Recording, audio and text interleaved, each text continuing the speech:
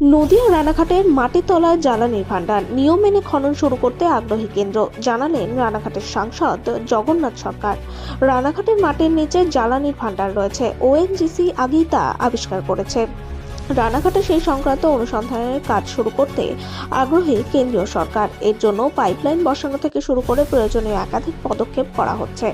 সংসদে রানাঘাটের বিজেপি সাংসদ জগন্নাথ সরকারের প্রশ্নের জবাবে বৃহস্পতিবার এমনটাই জানিয়েছেন কেন্দ্রীয় পেট্রোলিয়াম মন্ত্রী হরদীপ সিংহপুরী। তিনি জানিয়েছেন, এখনো পর্যন্ত অনুসন্ধানের কাজ যতটা এগিয়েছে তার উপর ভিত্তি করে উন্নয়ন পরিকল্পনা প্রস্তুত করে ফেলেছে কেন্দ্র।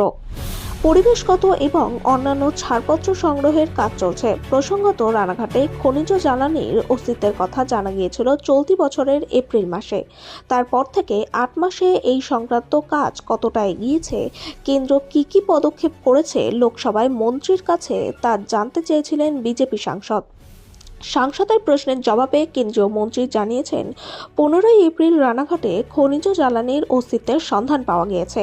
একে আবিষ্কার হিসেবে উল্লেখ করা হয় ওই সময়ই, কিন্তু কতটা হাইড্রোকার্বন রানাঘাটের মাটির তলায় রয়েছে তা এখনো পরিমাপ করা যায়নি। মূল্যায়নের জন্য 2027 সালের 9 মে পর্যন্ত সময় রয়েছে। জমির মূল্যায়ন পর্যায়ের পর সেখানে হাইড্রোকার্বনের সম্ভাবনা খতিয়ে দেখা হবে। এখনো পর্যন্ত অনুসন্ধান যতদূর এগিয়েছে তার উপর ভিত্তি করে একটি উন্নয়ন পরিকল্পনা প্রস্তুত করা হয়েছে।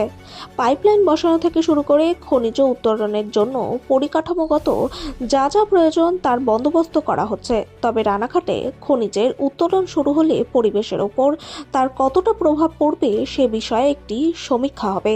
এলাকার বাসিন্দাদের মতামত নেওয়া হবে। প্রয়োজনীয় ছাড়পত্র এবং সম্মতি পাওয়ার পরেই বিভিন্ন সংস্থা রানাঘাটে খনিজের অনুসন্ধানের কাজ শুরু করতে পারবে বলেই সূত্রের খবর। নমস্কার।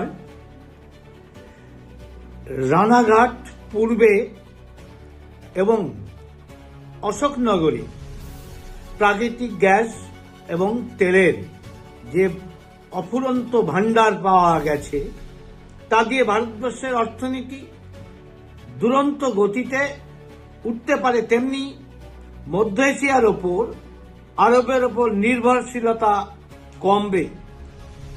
এই ব্যাপারে কেন্দ্র সরকার যথেষ্ট উদ্যোগী হয়েছে।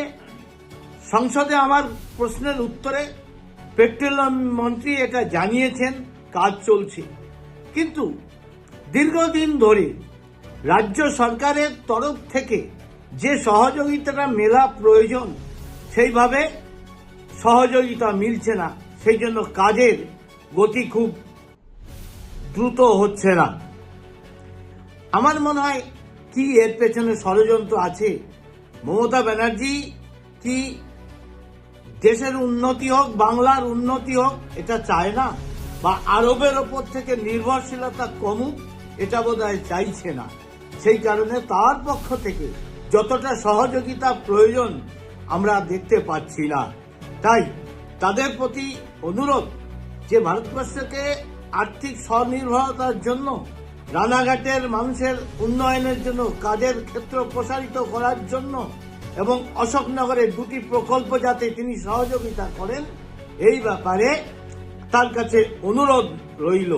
দেশের উন্নতির কাজে কোন রকম যাতে রাজনীতি না করা হয়, এটাই হচ্ছে আমার অনুরোধ। এই কারণে এছাড়া কোনো মানসিকভাবে কি আপনি একটু না এটা করে বাজে না, এবং পিপিএস ব্যাংকেও সবই দিয়ে দিয়েছে। এখন একটু বাড়িতে একটু টাইম দেবো, 15 মিনিট টাইম দিতে পারিনি, বাড়িতে সময়টা দেবো। এই কারণে শারীরিক প্রবলেম দেখা দিয়েছে। আর দায়িত্ব নিয়ে কাজ করবো না সেটা তো ঠিক না।